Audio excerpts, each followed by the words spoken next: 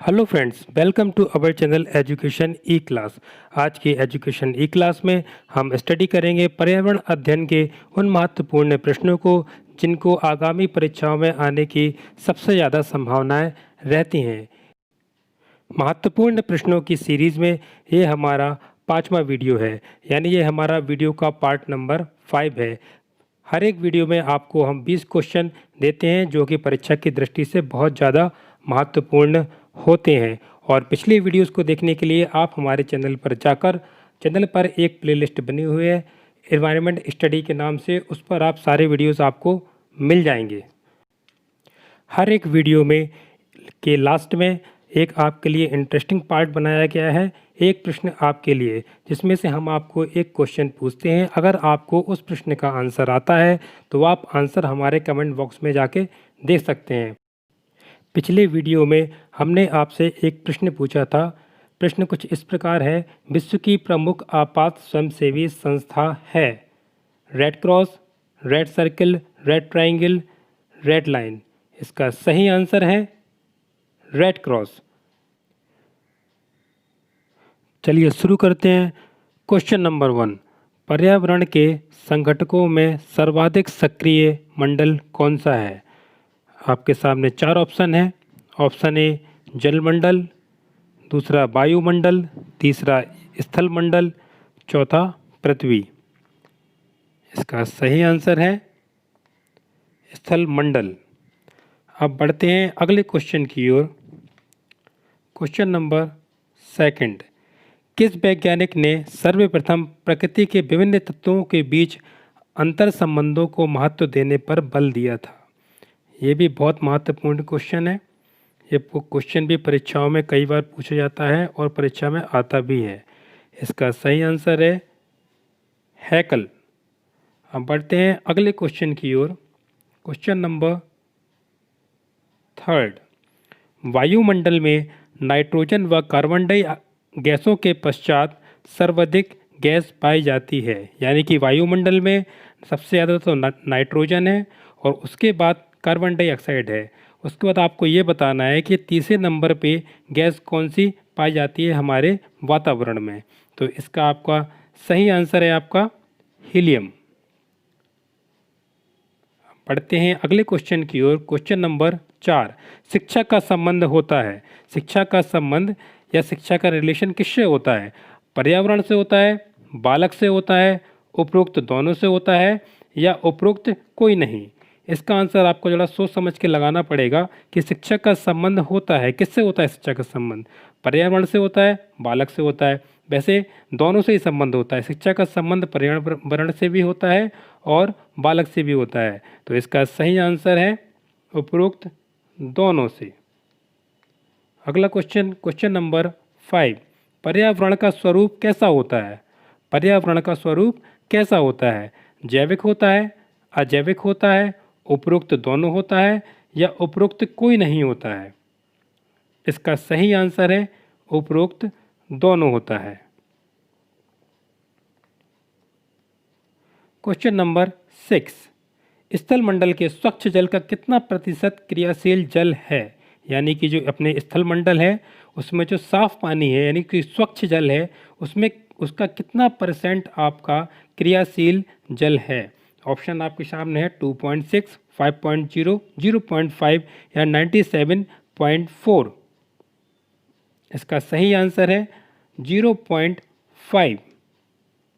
अब अगले क्वेश्चन की ओर। क्वेश्चन नंबर 7, किस वैज्ञानिक का मानना है कि संसाधन मूलतः वातावरण की मानव उपयोगी कार्यशाला है? किस वैज्ञानिक का मानना है कि संसाधन मूलतः वातावरण की मानव उपयोगी कार्यशाला है? ऑप्शन है आपके सामने जिमरमैन, स्मिथ, मिशेल या जॉन स्टन।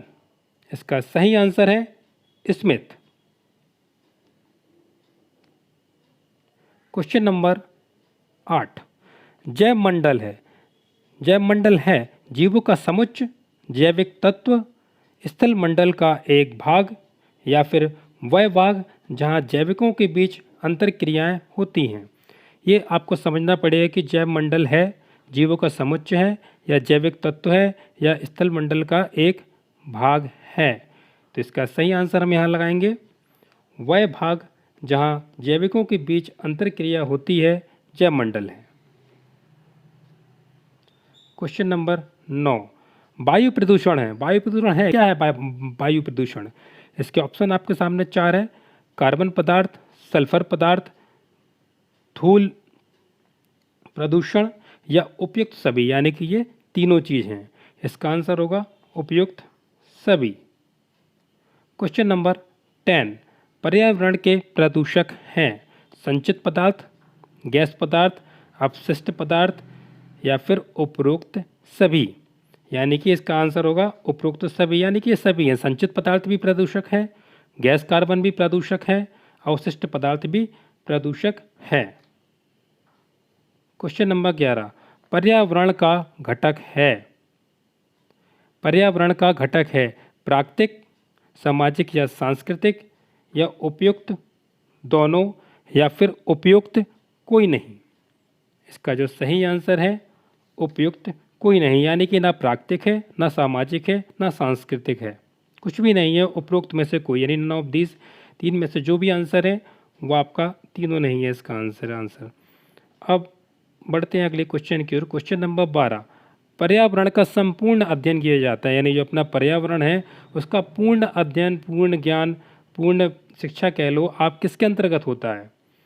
जीव विज्ञान में होता है कि भूगोल में होता है या शिक्षा में होता है या भौतिक शास्त्र में होता है? इसका सही आंसर है इसका शिक्षा में होता है। सही बात है, शिक्षा में ही तो पर्यावरण का संपूर्ण अध्ययन किया जाता है, कोई एक पर्टिकुलर चीज़ में तो होना नहीं है। हम हर चीज़ में इस चीज़ को अध्ययन करते हैं तो वो शिक्षा में ही होता है। जीव विज्ञान में भी थोड़ा बहुत हमको मिलेगा तो शिक्षा में ही इसका होता है, संपूर्ण अध्ययन किया जाता है। क्वेश्चन नंबर 13, पर्यावरण जागरूकता में विकास करते हैं। ये बहुत इंपॉर्टेंट क्वेश्चन है, कई बार पर्यावरण की आगामी परीक्षाओं में पूछा गया है, पिछली परीक्षाओं में पूछा गया है और आगामी परीक्षाओं में आने की इसकी संपूर्ण संभावनाएं रहती हैं। ये बहुत अच्छा क्वेश्चन है। तो क्वेश्चन नंबर 13 का आंसर होगा ज्ञानात्मक पक्ष। क्वेश्चन नंबर 14, जल प्रदूषक होता है अम्लीय वर्षा से, विजातीय घुलनशील पदार्थ या औद्योगिक अपशिष्ट से या फिर उपरोक्त सभी से जल प्रदूषण होता है। जल प्रदूषण उपरोक्त सभी से होता है, तो इसका आंसर होगा कि उपरोक्त सभी से। क्वेश्चन नंबर 15, क्वेश्चन नंबर 15 है पर्यावरण प्रदूषण का कारण है। पर्यावरण प्रदूषण का कारण है मानवीय क्रियाएं, प्रकृति, भौगोलिक परिस्थिति या उपरोक्त सभी। देखिए क्या होता है कि जो पर्यावरण का प्रदूषण होता है वो हर प्रकार से होता है, जैसे कुछ मानव क्रियाएं करते हैं, मानव के द्वारा किए गए कार्य या मानव के द्वारा फैक्ट्री लगाना, ये सब सारे काम करना होता है, तो उसमें जल प्रदूषण भी होता है, अपना वायु प्रदूषण भी मानव के द्वारा किया जाता है। तो इस प्रकार मानवीय क्रियाएं भी इसमें शामिल होगी और कुछ प्रकृति के द्वारा भी प्रदूषण होता है, तो इसमें प्रकृति भी शामिल होगी और कुछ भौगोलिक परिस्थितियाँ होती हैं जो कि हर देश के हिसाब से अलग अलग होती हैं, तो उसके हिसाब से भी आपका ये पर्यावरण प्रदूषण का कारक तीनों होते हैं। तो 15वें क्वेश्चन का आंसर है उपरोक्त सभी।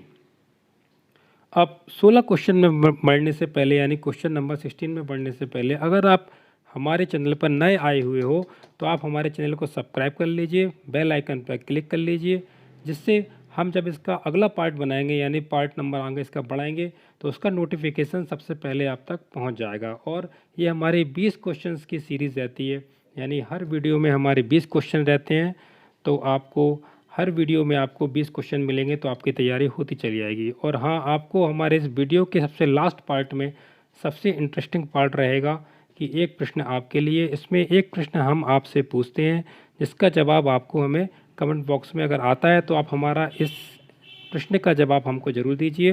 ये हमारे 20 क्वेश्चन समाप्त होने के पश्चात ये प्रश्न हम आपसे जब लास्ट में पूछेंगे। बढ़ते हैं क्वेश्चन नंबर 16 की ओर। पर्यावरण विघटन का कारण होता है। इसका आंसर है पर्यावरण प्रदूषण से, पर्यावरण संकट से या उपयुक्त दोनों से या फिर उपरोक्त में से कोई नहीं। इसका सही आंसर है दोनों से। अब क्वेश्चन नंबर 17, हरित भवन का संबंध है? हरित भवन का संबंध है CFC से, नाइट्रोजन से, कार्बन डाइऑक्साइड से या फिर ऑक्सीजन से। इसका सही आंसर है कार्बन डाइऑक्साइड से। अब अगले क्वेश्चन की ओर, क्वेश्चन नंबर 18। ये बहुत इंटरेस्टिंग क्वेश्चन है और परीक्षाओं में आने की बहुत संभावना रहती है और ये बहुत जानकारी वर्धक भी क्वेश्चन है कि ओजोन छिद्र स्थित है। ये अपनी पृथ्वी पे जो उत्तरी ध्रुव है वहाँ के आसपास, वहाँ और दक्षिणी ध्रुव पर है। ये कहाँ पर है ओजोन छिद्र स्थित है, या फिर दोनों पर है? ये 18 नंबर का क्वेश्चन है और ये इसका सही आंसर है दोनों पर। पढ़ते हैं अपने 19 क्वेश्चन पे। अम्लीय वर्षा का रूप होता है नम वर्षा, शुष्क वर्षा, दोनों ही, कोई भी नहीं। इसका आंसर है दोनों ही। अब हमारे बढ़ते हैं लास्ट क्वेश्चन की ओर, क्वेश्चन नंबर 20। ओजोन छिद्र से प्रभाव होता है पृथ्वी का तापमान बढ़ता है, समुद्र का जल स्तर बढ़ता है, मौसम परिवर्तन होता है, उपरोक्त सभी होता है। ओजोन छिद्र से तो बहुत ज़्यादा प्रभाव पड़ता है, हमारे वातावरण से भी वातावरण पर प्रभाव पड़ता है। तो इसका पृथ्वी का तापमान भी बढ़ता है और समुद्र का जल स्तर भी बढ़ता है और मौसम परिवर्तन भी होता है, इसलिए इसका सही आंसर है उपरोक्त सभी। चलिए अब बारी आती है इस वीडियो के सबसे इंटरेस्टिंग पार्ट की। एक प्रश्न आपके लिए।